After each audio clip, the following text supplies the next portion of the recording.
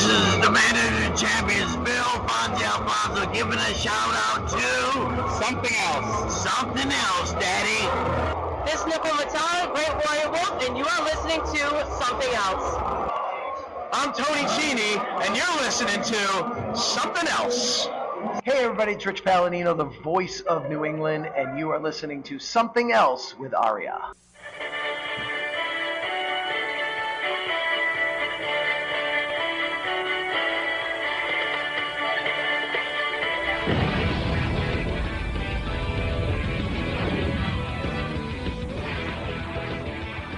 And welcome to episode number 144 of Something Else. Feast your ear holes on this week's episode as we take a look at NWA Total Nonstop Action from February the 5th, 2003. My name is Arya, and joining me, as always, is the Elix skipper to my low-key, it's Cyndi. Cyndi, how are you today? I just spent some time just polishing up my Grey Cup championship rings. Fun times. Now, do you need Lance Storm to explain to you what the Grey Cup is? No, because I have a t-shirt celebrating the Toronto Argonauts championship of this year. Yes, but the real Elix skipper who competed in the CFL had no idea what the Grey Cup was. And of course, stuff. the real Elix skipper didn't really play in the CFL, but that was his gimmick that he did not fully comprehend, and needed notable non-sports fan Lance Storm to tell him what the Grey Cup was, which is just tremendous. Yeah. I want to bring up something from last week quickly. I have the Tony Schiavone graphic novel, Butts and Seats. It's a really good book. And I just want to bring up what he said about TNA. I thought you just wanted to celebrate another day of living. I will read the time after he got from the Hawks. Okay. By 2001, I was only staying connected to wrestling by a thread, doing a little announcement with Jerry Lawler for the XWF promotion. And by 2003, I started working for WSB full-time, which included me covering big sporting events, the NBA All-Star Game, the Masters, and the MLB All-Star Game. On January 9th, 2003, I made a now infamous return to wrestling with the Total Nonstop Action promotion acting as a heel announcer. But even though Vince Russo was now working with TNA, I just couldn't get into any of it. I'm not ever going to try this again, he says. I'm not doing it anymore. I'm done. And then he talks about doing a lot of winter meeting stuff, becoming a full-time announcer for WSB, an official scorekeeper of the Braves, and became the pay-per-play announcer for the Gwinnett AAA team for the Braves. So if you ever get the chance, pick up the book. It's probably again, out of print now, though. Tony Schiavone is not paying us a dime for that plug either. Just in case. Just want to throw that out there in case the YouTube sponsorship people is like, hey, you need to put this as a sponsorship. And I'm like, bitch, they need to give us money for that. Yep. So, alrighty. So speaking of money. Yes. Did you we got pay $10 for theme. this week's show? Yes. We have a slightly enhanced new theme. I am too lazy and too uncaring to change the intro to this show.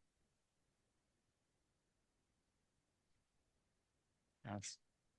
By the way, so we normally start this week, or we normally start these shows by telling you about the wrestling world going on at the time, telling you what was reported this week in the Wrestling Observer newsletter. We're going to save that to the end because that just relates The only real news relates to what happens on this show. So let's just jump right in. Larry Zbyszko is standing in the ring with the NWA title because last week, in case you don't remember, AJ Styles could not beat Larry Zbyszko 2 times in 10 minutes, and thus that makes him a loser. And that's despite being a loser, he ended the show by stealing the NWA title that had been stolen from Jeff Jarrett like 3 weeks ago by the debuting Raven. And it's important to not care that Raven attacked Jeff Jarrett a few weeks ago because we're just conveniently ignoring that for the most part, which explains why no one remembers anything that happened between the debut and the title match. Anywho, Larry Zbyszko says that now that he is AJ Styles' mentor, because that apparently was the rule when it came to that AJ Larry Zbyszko match last week, he's going to do something nice for AJ, and that is to demand that Jeff Jarrett gives AJ a world title match. This brings out the legitimate NWA champion, who is pissed off that everyone keeps stealing his championship belt. And then we get the fun line. He says he will only give AJ a title shot when AJ asks for it. Which, just as a reminder, he's been asking for it for 6 weeks now. Maybe Jeff doesn't watch the show either. Who knows? Anyway, Jarrett said Larry can give him the belt the easy way, the hard way. And because Larry spoke in riddles, Jarrett marched to the ring because he assumed that meant that Larry won it the hard way. However, once Jarrett marched to the ring, he was attacked by AJ Styles. AJ was pulled off by Larry, so Jarrett attacked AJ. Larry tried pulling Jarrett off, so Jarrett knocked out Larry. Outran, and I don't think anybody fucking thought it was anybody else, but I wrote outran SEX and Army fatigues. However, we weren't supposed to know that it was SEX, but they came from the SEX dressing room. They were the size and shape of the people in SEX, and spoiler alert, they were SEX. But they came out and carried Jeff Jarrett out of the building and apparently ran away with Jeff Jarrett. We never saw them drive away with Jarrett in like a truck or something, but we were told that they stole him and they took him somewhere. Okay, then. Despite the fact that we're not supposed to know who this is, you could hear Ron or Don Harris yelling, and you could see Vince Russo maskless just standing there. There was literally zero, debate over who this could possibly be. Yeah, and of course, it ain't pretty bad. In a normal wrestling company, I would wait patiently for us to find out why the 8-man heel stable all had to put on fatigues and masks in order to steal one of the wrestlers. But this is TNA, so they will never explain why they had to put on masks to do this. And even if they did, no one would give a fuck. Not now, anyways. It was just poorly planned, and we'll get more of that poorly planned nonsense at the back end. Oh, yeah. Oh, by the way, we immediately know it's SEX because the first match. Oh, yeah. Because the first match was Jorge Estrada versus Glenn Gilberti with Mike Sanders. And pray tell, what was Glenn Gilberti wearing when he came out to the ring for his match? Army fatigues. Jeez. I got to tell you, that Nashville area Army fatigue store, I'm sure that this was somebody, it was not SEX. It just happened to be that all these people just all happened to wear their Army fatigues to the wrestling show this week. Probably some local students from a wrestling school nearby. Maybe Burt Prentice's organization. Who knows? Yes. So TNA being TNA, when Jorge Estrada came out, a completely different song was being played. And knowing this is TNA, it was one of two things that were happening. Either they played the wrong theme song, or they changed the only good thing about Jorge Estrada. And it turns out this week it's one thing, next week it's the other thing. So Sanders joins the announce team and was as helpful to the announce team as a second hole in your ass. He just kept talking about how they wanted to take the flying Elvis gimmick. No one gave three shits about this match. It was a complete nothing match. Gilberti misses the Village People's elbow. Estrada blocked the last dance and got the win with a backslide. And we did confirm that they did play the wrong song for Estrada because we got 3 seconds of his Elvis theme before Sanders and Gilberti attacked him from behind and stole his Elvis outfit, leaving him in just his plain black tights. Jorge Estrada's your winner, rating 2.0 out of 10. I gave it a 3 because we still got the music. But yeah, this was nothing. This was like a WCW Saturday Night match from 2000. Say, what an insult to WCW Saturday Night matches from the year 2000. Oh, they weren't much better because it was the same people. I'd rather watch Skip Over versus Adrian Byrd any day of the week. Wasn't Skipper on Thunder with Skip Over? He did both. Wow. Yep.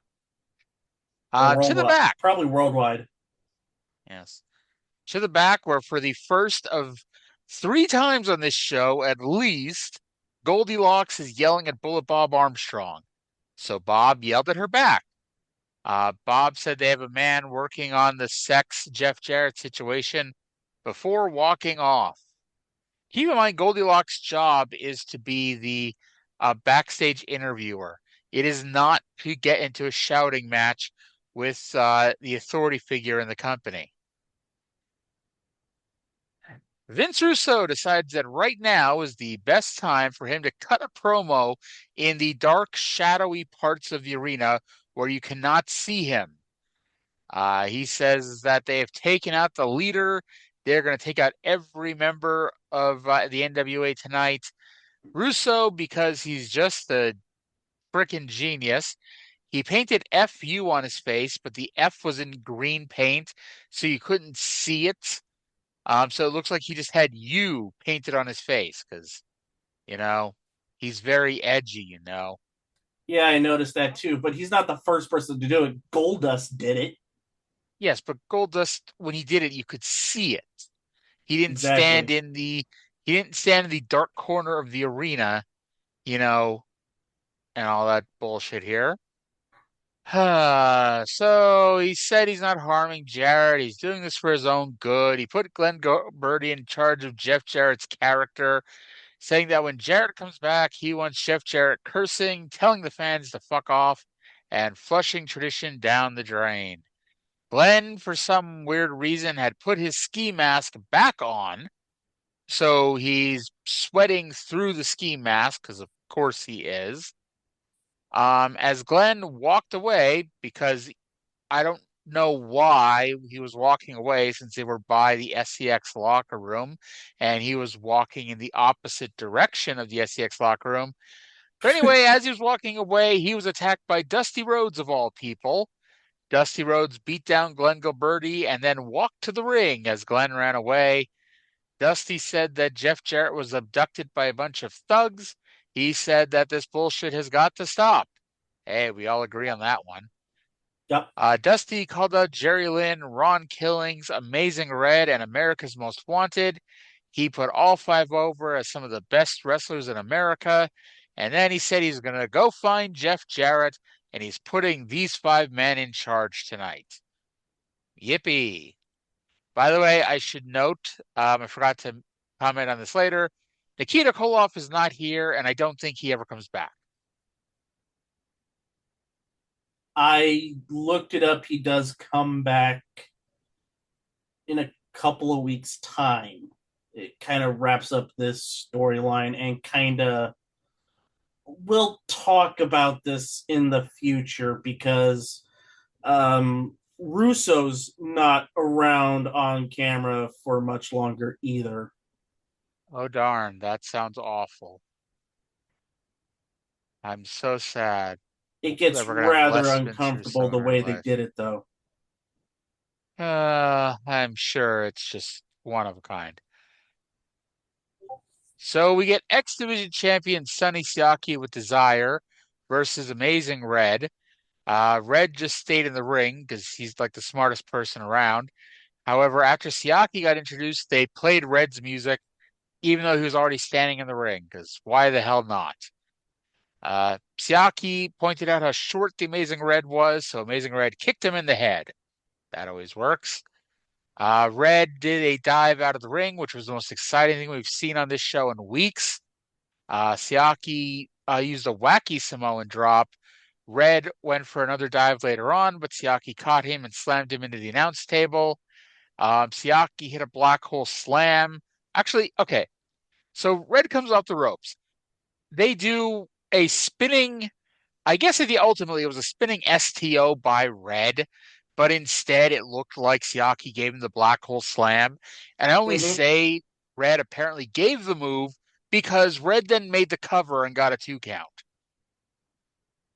Yeah. Sounds about right. Yes. So Siaki kicked out of the code Red. Desire hooked Red's foot, and Siaki hit the Siakalypse. He did the long delayed cover, but because he is not Triple H and Amazing Red is not Booker T, Amazing Red kicked out. Red did a standing shooting star press. He goes for the infrared again. Siaki throws down the referee. Now, you might recall in this company, a disqualification means you lose the title. So you would think that throwing down the referee when you're the champion would A, be a bad idea, and B, lead to a disqualification where he would lose the championship. Nope. The referee did not care that he was assaulted. Desire crotched Red, and Siaki used the Siakalypse now to pick up the win. After the match, Red shoved down Desire. Siaki attacked Red, and Kid Cash and Trinity ran in for the save. So Red is going to Japan he's going to Japan for the next month, and we'll cover that towards the end here. But this is proof that we can't have nice things. Sonny Siaki is your winner, 6.5 out of 10. I gave it a 6. We're along the same wavelength there. I kind of noted it's the same old song, but there are 2 types of opponents you want for Sonny Siaki. Those who are really good workers, and those that could take a pounding. Red is both of them. And it works. And now it's going to be set up to where Kid Cash is probably going to wrestle Sonny Siaki for the belt. Yes, we say probably because we don't know that's going to happen. Allegedly. Yes. So earlier today, Mike Tenay talked to Conan, and apparently there were 2 versions of this. One was a 7-minute version that was basically the same damn thing, just longer. And one was this, which went about 3 minutes, and it was the same thing because we need a race skip. We need a race angle. That's the only thing we don't have on this show. And so Conan is mad that basically everybody who isn't a Mexican is doing lucha libre type moves. That is the point of this angle. He is mad. Isn't Amazing Red Hispanic? I mean, he's not. I guess he's not Mexican, but I mean, you know, we're going to see next week being Mexican is apparently not a guarantee for Conan to be happy. Nope. But Conan is mad that it's white people diving around, and why aren't to summarize, why aren't white people just kicking and punching and leaving the flipping for, the Hispanic population? I thought this interview was fine. I mean, it did set up Conan as the brains of it all, especially since, like, in the early 90s to, like, the late 90s, I want to say, like, 99, even in 99, he was the most popular star in Mexico. Wrestling star in Mexico, even though that dropped off considerably. When he got older, he couldn't move as well as he could. That's And not going that to was stop when, him from wrestling on this show for like the next 3 years. well, he doesn't wrestle that much for the next 3 years. But he doesn't do any high flying. Like, he barely even does his rolling clothesline, which sucks. By the way, the last how long has he been on the show now? 3 weeks. This is What week 4. Yeah, yeah. What happened every week he was on this show? How did his angle end every week he was on the show? Burt Prentice drug him away. Not even drug him away. Burt Prentice showed up and intimidated him out of the building. We are never going to find out why Burt Prentice was doing that. And it was not even mentioned here that Burt Prentice was the person that kept running him off. Because I don't know, if it were me, if I'm going to randomly book a random, overweight, never wrestled person to be part of an angle like this every week, I'd occasionally bring up why the fuck it's happening. But this is TNA. You do not need to know why anything is happening. Not really. So remember when I said about 5 minutes ago that Goldylocks yelled at Bullet Bob, so Bullet Bob yelled at her? It happened again. This time, BG James walked in, and the microphone died. But eventually, Bullet Bob told him that he has a match. And so BG. Sorry. Go ahead. I wanted to note that I'm assuming that this tape should have aired earlier because Bullet Bob meant that Goldie said Dusty was on the way. Well, Dusty was on the way with Jarrett because he's the one that has been sent to get Jeff Jarrett. See, I believe that this was. I believe this was live because it was over by the SEX dressing room, and BG just walked towards the ring for his match.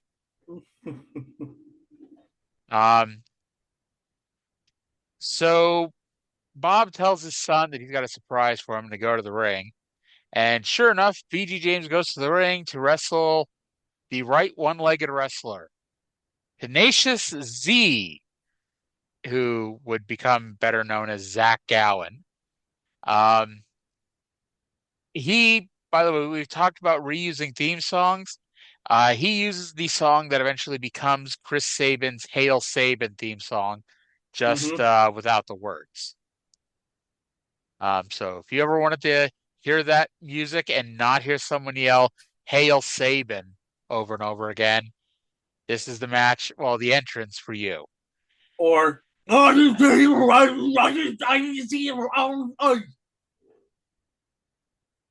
that was part of the theme too. What I liked about this match is that BG thought it was a rib, but it's not. So it was more of a storyline than it was an actual match. But even as storyline matches go, I thought this was fine. I guess. I disagree. I wrote Zach Gowen does more here than he does in the 6 months he spends in WWE, and honestly, we find out why here.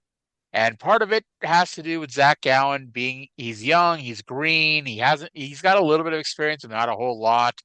But ultimately, he's here for the publicity of it. At the end of the day, that's basically what he's here for. And him being able to wrestle is secondary. And part of the issue is the person he should be wrestling is not BG James. I get it's a storyline that Bullet Bob's fucking with his kid for some reason, but BG James is not the type of person that he should be having a fucking match with here. Scott Armstrong came down because, again, we have to have the entire Armstrong family feuding with each other. Scott Armstrong, the referee, came down to interfere in this match. BG shoved Scott, so Scott shoved BG into a schoolboy for a 2 count. I'm not sure if that was actually supposed to be the finish or not, because he basically kicked out, got up, and they went right back and did pretty much the exact same thing. Scott hit him, and Gowen wins with a small package. I'm like, this match went way too long. BG is the wrong opponent. 0.5 out of 10. I gave it a 3 because I felt generous. Yes. Like, hey, it's really fucking impressive to watch this guy wrestle with one leg. No doubt. It really fucking is.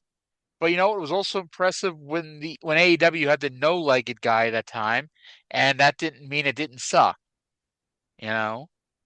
Wait a minute. But AEW had a wrestler with no legs?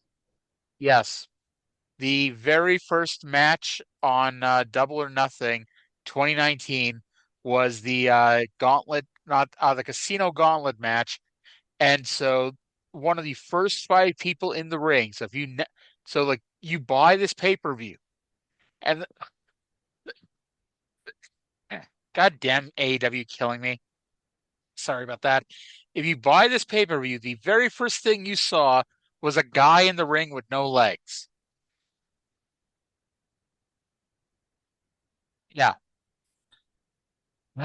And people wonder why people had problems with AEW from the beginning. So yeah, like yeah, it's pretty fucking cool that you're able to do stuff like that, but you know that doesn't mean you're very good at it. Like TNA actually, in like a decade, they bring in I think his name was Chris Melendez, who only had one leg, and he was so much fucking better.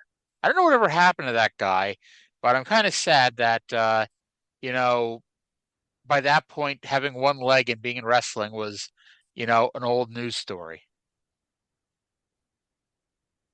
So I think he was trained by the Dudleys. Probably. So because again, this is a Vince Russo booked show, we can't just have a match where one guy wins, one guy loses, and we move on with our fucking lives. Raven ran to the ring and beat up Zach Gowen until security pulled the one-legged guy away. Now, there let's be honest, like we mentioned last week that Zach Gowen had a dark match against Truth Martini and the crowd loved it. The crowd did not react much to this, partially because it was the second time they've seen him, and partially because, again, BG was the wrong guy. And apparently they were going to give him a standing ovation, but they didn't have the time to because Raven immediately knocked him out. We'll get to more about Zach Gowen next week. But Raven now is in the ring, and he says that AJ Styles has his NWA World title and demands that AJ Styles bring it to him. I wrote, didn't Jarrett get the belt back in the first segment of the match? Apparently not. Apparently not. Out comes AJ Styles. Raven called him a pussy and challenged him to a match. AJ doesn't like being called a pussy, so he ran to the ring and the fight was on. And because we can't have anything good on this show, no referee followed down to actually ring the bell and start a match. Instead, we just had another brawl. They brawled around ringside. Neither of them really got the better of it. Raven grabbed AJ's hands and tried to break his fingers before running off with the NWA title. And Larry Zbyszko ran in about 30 seconds too late to break it up. You gotta love muddying all these waters here. Mm-hmm. Any thoughts on AJ being a pussy and then getting his hand broken or fingers broken? I don't know. Okay, great. Right. So remember 10 minutes ago when I said that Goldylocks was yelling at Bullet Bob Armstrong and then Bullet Bob Armstrong was yelling back at her? And then I remember 5 minutes ago when I said Goldylocks was yelling at Bullet Bob Armstrong and then Bullet Bob Armstrong was yelling back at her? Oh, God, Goldylocks was yeah. yelling at Bullet Bob Armstrong. And Bullet Bob yelled at her again. And I'm like, is there nobody else she can fucking talk to in this building? The new church happened to be there, and AMW walked in demanding a title shot. Jim Mitchell told them they could have it next week, and then Bullet Bob basically told them the same thing, and that was it. And I wrote, I am only an hour into this show. Blurg. Yeah. But thankfully, that is our last Goldylocks Bullet Bob segment of the show. By the end of the show, I was kind of hoping for another Goldylocks Bullet Bob segment. Yeah, it gets pretty dire from here. By the way, I looked up the name. It was Dustin Thomas, who wrestled in that battle royal. No leg guy. Mm-hmm. Oh, lordy, lordy, lordy. Anyway, Then we get. I'm sorry, go ahead. did you talk about America's Most Wanted interrupting that segment again? I did. They wanted a title match. Jim Mitchell told them to fuck off and wait a weekend. Bullet Bob basically told them the same thing. Good stuff. I wish that segment went longer because now we have this match. It's a four-way dance. David Flair, Mike Sanders, Jerry Lynn, and The Truth. This match seems pretty good. On paper. Yes, Ron Killings versus Jerry Lynn certainly sounds like a good match. We've seen them wrestle at least twice before, so we know it would be a good match. But we can't just have a good match. And we also have to have, SEX get separate entrances. Oh well. Talk about this riveting match, will you? Okay. So it was slow, plodding, and when David Flair was on offense, pretty much unwatchable. Sanders was getting some offense in, but the ref got distracted, and Jorge Estrada ran in, hit a missile dropkick, and there's Mike Sanders gone. David Flair is second out because he sucks. So it was Jerry Lynn versus The Truth. Truth tried to go for a flying forearm. Lynn ducks and nails the ref. Flair nails Jerry Lynn with the burlap sack, and Truth gets the win. What was your score for this riveting match? Now, let's be honest here. The crowd is pretty much dead for this, but that's because they've now trained the crowd into knowing that nothing is going to happen, or the finish is not going to happen until there's interference and/or bullshit. And so Jorge Estrada had to come in. David Flair had to have his bag with a metal thing in it, and that's how Ron Killings won, because he hit Jerry Lynn with the sack. And then after the match, Lynn and Killings shoved each other because, again, we couldn't just have Jerry Lynn versus Ron Killings to continue this feud. We couldn't just have, Mike Sanders and David Flair find something for them to do that they can do. Mind you, I'm still waiting to find out what David Flair can do, but, I'm confident we can find something for him to do. Anyway, we can't have that.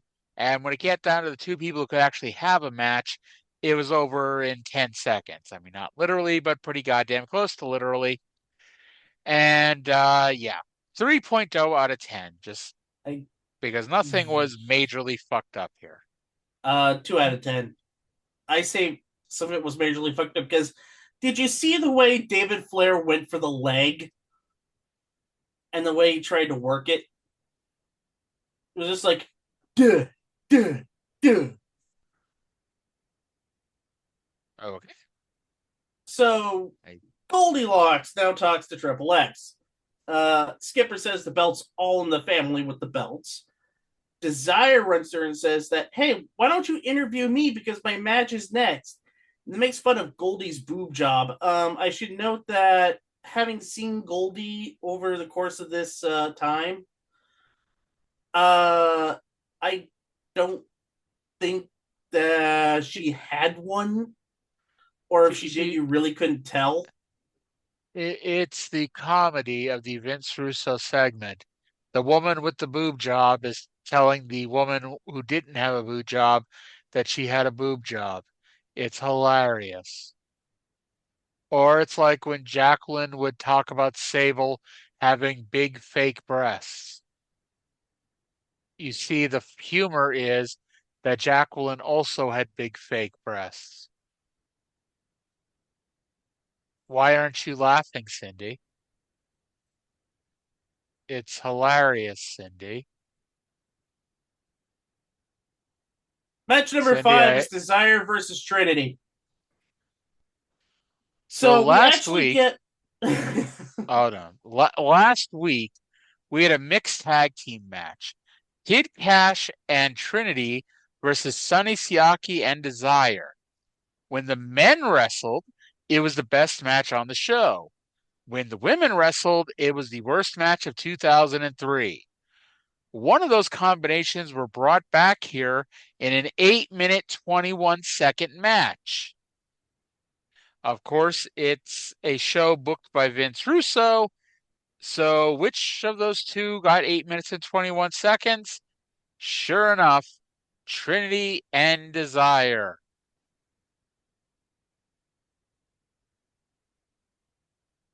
So 30 seconds. Fine. Man, you and I have crazy different definitions of the word fine on this episode. Desire slapped Kid Cash and Sonny kicked Trinity in the mouth.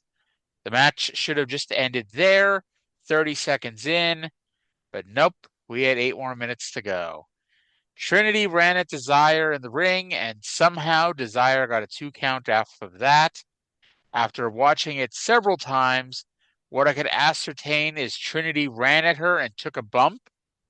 Perhaps she was showing Desire how to take a bump. I mean, it helps to learn, I guess. Desire slapped Trinity in the boobs, so Trinity slapped her in the boobs. Trinity came off the ropes, and they said that Siaki tripped her. I think she just tripped on the bottom rope, especially since Siaki was not really that close to the ring. Kid Cash wasn't even bothering to help Trinity out here. Towards the finish, he jumps up on the apron to distract the referee so Sonny Siaki could put the boots to Trinity. Trinity gave Desire a clothesline and somehow fell down. Trinity landed on top of Desire landed on top of Trinity's legs on this move where Trinity gave her a clothesline. And then Trinity won with a moonsault. 8 minutes and 21 seconds. 0 out of 10. I said this match was fine, but only if you were blind. I give it a 1 out of 10. Well, and here's the positives. Here are the positives of this show, and this is gonna reflect in the score at the end of the episode. We're already at the main event. Okay, so we have World Tag Team Champions Elix Skipper and Low Key versus the Disciples of the New Church with Jim Mitchell. And let's be honest here. This is a tip of the hat to Low Key because he's what 5'5", 5'6", and he's in there wrestling primetime Brian Lee, who's like 6'5", 6'6", and Low Key was beating his ass, and I don't think anybody once had a question, was this believable or not? So at one point, they get the heat on Slash. Low Key, who is white, and Elix Skipper, who is black, did the twin switch behind the referee's back, and the referee didn't notice that the men of two completely different races had switched. And yeah, my mother used to go on rants about stupid referees when she would watch wrestling. Mm-hmm. This is one of those times. Tenay claimed that the place would explode when Slash gave the hot tag to primetime Brian Lee. They did not explode or really react at that point. And then the finish got majorly fucked up here. The referee gets bumped. I'm not sure why, since he never bothers to turn his head during the bullshit. Low Key covers Brian Lee. The referee goes crawling towards them and then realizes, because Elix Skipper and Slash are not in position yet, he basically has to pretend to still be groggy with his arm up in the air ready to count, which is what made it even better. So eventually, after what feels like a good 10 seconds, on the other side of the ring, Slash covers Elix Skipper. A second referee runs in, and we get a simultaneous 3 count.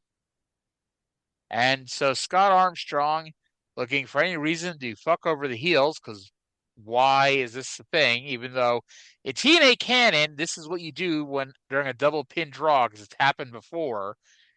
Scott Armstrong grabbed the belts, announced that they are vacant, and left. Which I guess he didn't really leave because they had the belts next week, even though they aren't the champions. Anyway, so I cannot blame Russo for this. I can blame Russo for the idea of this. Like I said, it does follow TNA canon because if you remember, AJ Styles and Jerry Lynn were champions, and they had a double pin situation that led to them losing the belts, which I guess you could argue does make sense because the champion got pinned, you know. So if you want to argue that, hey, it makes a little bit of sense, fine. I'll give you a little bit of that. But sadly, I don't get to blame Russo for everything here because this finish being completely fucked up was not Vince Russo's fault. It's a little bit of Slash and Skipper not being in the right position, the ref not doing what he's supposed to be doing. It is just a mess at the end. Because the rest of the match was good. It's probably the best match of the night. I gave it a 5.0 out of 10, which makes it second best, at least on my end. I gave it a 6. Yeah. If that's worth anything. And then... Oh, yeah. And then... everything breaks loose. I just want to set this up. This was the last match. It went 15 minutes, which is a good length for a main event match, especially this main event match. There were still 10 minutes left in the fucking show. And at this point, we apparently needed to fill that 10 minutes. And we filled it with a out-of-control brawl in the wrong sense of the word. The wrong sense of the phrase, anyway. It was just nonsense. Everybody got involved and fought everybody. Then, because, we can't just have a 18-person brawl. First of all, the babyfaces had the advantage the whole time, while the babyfaces had the numbers advantage the whole time, while the heels were kicking their asses, and Tenay and West screaming about the numbers game. Like, well, how many fucking babyfaces do you need if they're outnumbering the heels and still losing? During this, there were a couple off-camera incidents. One where some of the wrestlers somehow fell on one of the production assistants and injured her. Another point, Vince Russo was down screaming at the announcers and threw water on Don West, and Don West was legitimately upset about it. And they basically had to have a meeting the next week telling everyone, you don't fucking touch the announcers. Yeah. So I don't even know fucking everything that happened here. One of the guys, SEX put their masks back on. So it was the SEX in masks and fatigues versus the maskless baby faces. They then got all the baby faces into the SEX locker room and put a padlock on the door, which makes you wonder, like, A, how the hell they even got out of there, and B, in future weeks, why wouldn't a babyface just put the goddamn lock on that or themselves and lock these dipshits in there? Oh well. Anyway. So eventually the padlock in was the probably ring, rented, so they had to return it. I also wanted to bring up this because earlier in the show, Sonny Siaki and Desire weren't in fatigues. During this brawl, they are. I'll be honest, I barely even noticed it. Because, Mike Sanders wasn't in fatigues. He was in his leisure suit and a mask. And so at the end, you had Vince Russo, Mike Sanders, and who we were supposed to leave is Glenn Gilberti in the ring. Was there another babyface in there, or because I didn't even write it down, it didn't even matter. But yeah, this never-ending brawl ended with the three of them in the ring, and Russo's talking shit, and then all of a sudden, Glenn Gilberti comes jumping down the ramp in his underwear because, yes, this is the Attitude Era. You know, Vince Russo has like three ideas, and one of them is you need to have somebody in a mask, but it's not who you think it is. And yes, Jeff Jarrett, who, by the way, watched all of his friends get their asses kicked, during this angle just to build up to this finish, unmasks, punches Mike Sanders, tackles Vince Russo to the mat, and the show goes off the air. I get that they didn't even really do a tease for next week, but you were supposed to have this as the tease for next week that, oh my God, if you buy next week's show, you can see Jeff Jarrett beat up Vince Russo. Except we'll find out next week that's not actually what happened. But this was just a mess. It was out of control. Yeah, that it was just it was poorly put together.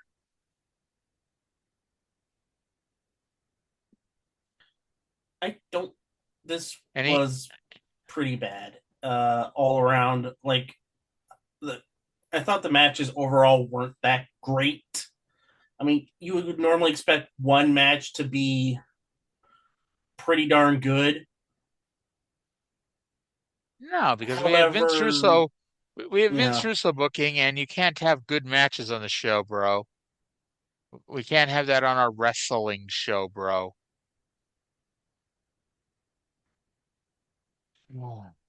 So So yeah, Operation Sex was a complete failure. yes. You would think fine, Vince Russo wants to blame everybody in the world for why WCW ended. Why does he only ever use the same goddamn ankles over and over again? I get the real reason. He's not fucking creative at all and can't come up with anything else on his own unless he's watching a D-list movie.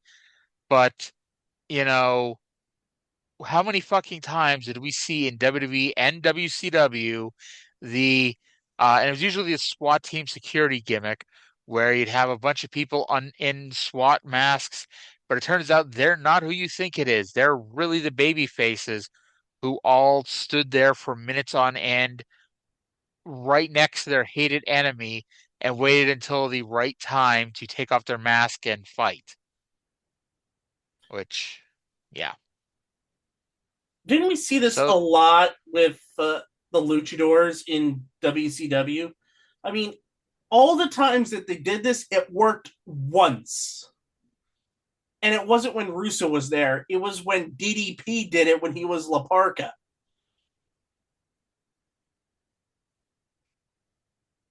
yeah, this show was better than last week, but that doesn't mean it didn't suck.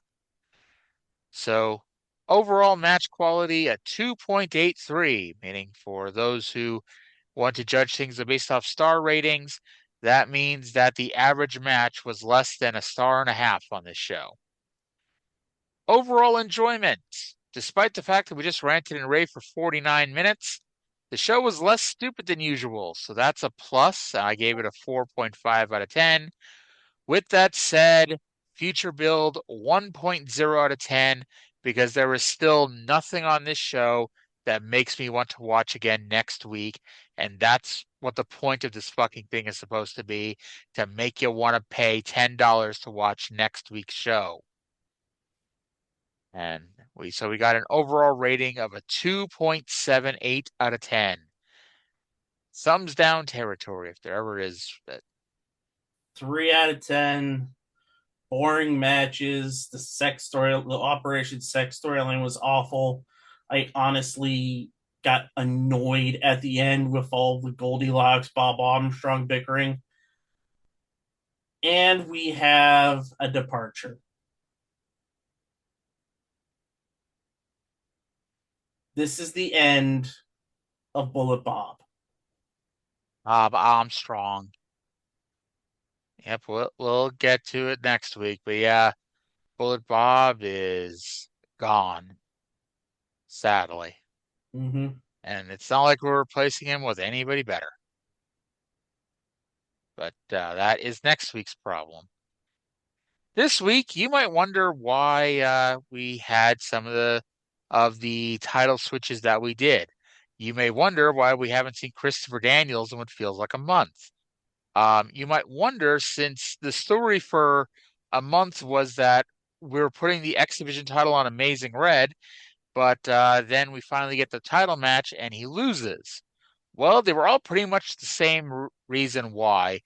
Um, First, Amazing Red, Elix Skipper, and Jimmy Yang are all going on a tour of all Japan this week. And so the X Division is taking a kick in the pants for like the next month. And which is why Red did not get the X Division title, which he was supposed to for like the last 3 weeks. And that is also the same reason why the tag titles got held up, because, like we mentioned, Elix Skipper is going to Japan. Chris Daniels can't leave Japan. And Low Key, who is actually on the show next week, is in Japan more often than he's not. So they had to get the belts off of them. And instead of, just having them lose the fucking match, they were like, well, it kills the SEX gimmick to have them lose both of their belts on the same night, which they did anyway. But, you know, this way they did it without actually doing a job. But that is why that is the big This Week in the Observer newsletter information for this week. Oh, so we made it through, well, depending on how you view it, we made it through the 31st pay-per-view, our 30th review of a pay-per-view, but our 32nd TNA review, because, we have to make life interesting. And we're not going to go back and watch the Special X show from Labor Day week of last year just so we can say we watched everything, because we don't need to watch a best of show.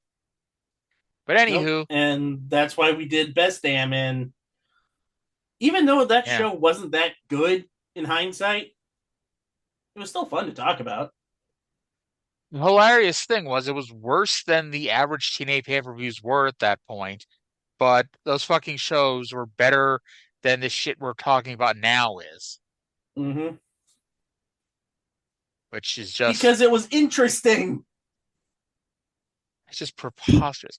It also, like, Russo had fucking nothing to do with it. And it's like, I know there are Vince Russo defenders out there, and y'all are probably like, oh man, you're being too harsh on Vince, bro. It's like, the fact is, if Vince Russo was doing anything new, I'd be like, you know what? Give him a shot, because you never know, right? You never fucking know, because you want to try new things sometimes, especially when, you've done the same goddamn stories and angles over and over again. Throw something new out there. You never know what sticks. I'd even say, you know what? Let's fucking run with it and see what goes on. All this is a different version of the Millionaires Club versus the New Blood. All this is angles that we've seen on Raw, on Nitro, on Thunder, on SmackDown for the last 6 years. Like, you know how sick people are of, a lot of stuff on AEW these days, when people are like, oh man, like, watching Dynamite these days, even the best parts are retreads of 2019, which is 6 years ago. That's what this is. It's retreads of angles from 6 years ago, and because it's Vince Russo, we're not even getting good wrestling to go along with it, because this guy's a fucking idiot. Like, yes, no one's saying that we need to watch a 2-hour headlock or a 2-hour wrestling match. There is obviously, there's room for fun angles and good stories mixed in with, like, sometimes you just need a random ass wrestling match that has no reason to exist. Because not the opening people, the bottom of the card does not need to be in a blood feud. Like, it's an interesting idea to make sure everyone is involved with something, but it doesn't work in, execution. However, we'll see it next week. Like, Mike Sanders, David Flair, BG James, there's things that they can do. They should not be wrestling essentially an X Division 6-man tag match next week. But that's what they do. Oh, Glenn Gilberti, not David Flair. David Flair's not in the match next week, but but yeah, like that's the best we can do with BG James, Mike Sanders, and Glenn Gilberti is put them in a match next week that doesn't that's not based on what they bring to the table, you know. But no, it's Vince Russo. You can't just fucking you know, you can't just fucking book intelligently. No, because that's boring, bro. But yeah, this is where we are. Might as well save that rant for like 2 minutes from now. Yeah. Before we wrap things up, anything else you want to talk about? It's actually snowing outside. Oh, wonderful. It's been flurrying on this end for a bit. But yeah. Anyway, that does it for this week's TNA show. Thank you for listening. Hope you all enjoyed it. We'll talk again 7 days.